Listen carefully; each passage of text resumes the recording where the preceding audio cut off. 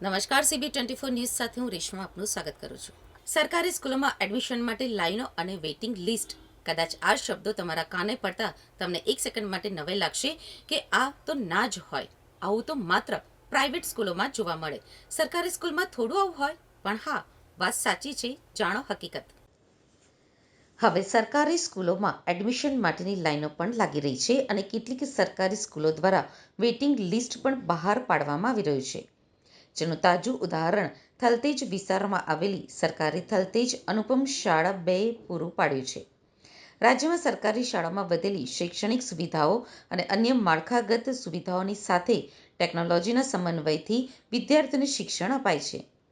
તેના પગલે સરકારી શાળાઓ સ્માર્ટ સ્કૂલમાં પરિવર્તિત થઈ રહી છે.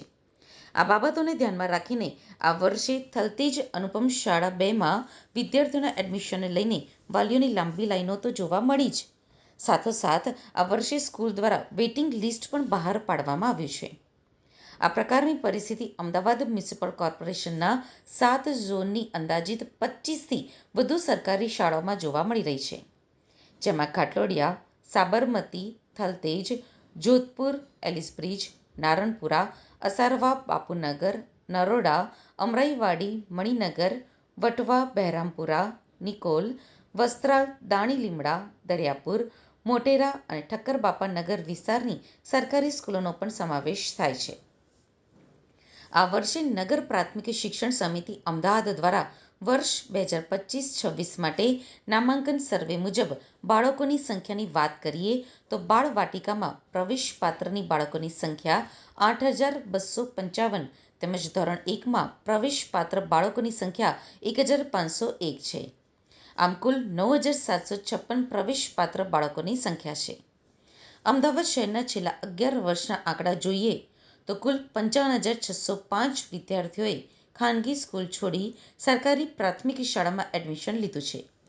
જેમાં વર્ષ 2014-15માં કુલ 4,397 વિદ્યાર્થીઓ, 2015-16માં 5,481 વિદ્યાર્થીઓ, 2016-17માં 5,005 વિદ્યાર્થીઓ, 2017-18માં 5,219 વિદ્યાર્થીઓ, તો 2018-19માં 5,791 વિદ્યાર્થીઓ, 2019-20માં 5,272 વિદ્યાર્થીઓ, તો 2020-21માં જોઈએ તો 3,334 વિદ્યાર્થીઓ, 2021-22માં 6,289 વિદ્યાર્થીઓ, તો 2022-23માં 9,500 વિદ્યાર્થીઓ, તો 2023-24માં 5,315 વિદ્યાર્થીઓ તેમજ 2024-25માં 4,399 જેટલા વિદ્યાર્થીઓએ સેલ્ફ ફાઇનાન્સ શાળા છોડી સરકારી પ્રાથમિક શાળામાં પ્રવેશ મેળવ્યો છે.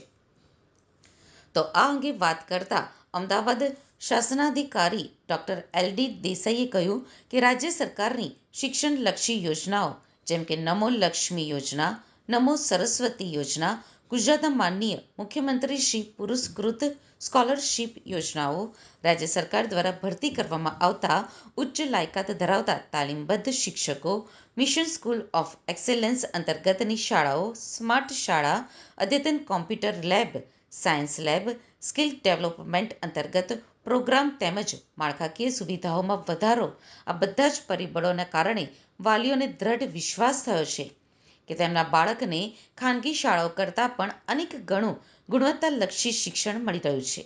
એટલું જ નહીં, કોર્પોરેશનની સરકારી શાળાઓમાં તેમના બાળકોનું ઉજ્જવળ ભવિષ્ય પણ તેઓ જોઈ રહ્યા છે. તેમણે વધુમાં કહ્યું કે સરકારી નીતિઓના કારણે પણ વાલીઓ સરકારી સ્કૂલ્સ તરફ વિચારતા થયા છે. રાજ્ય સરકારની શિક્ષણ વિષયક યોજનાઓ તેમજ બાળકોને મળતા લાભો વિશે વાલીઓને જાગૃત કરવામાં આવે છે.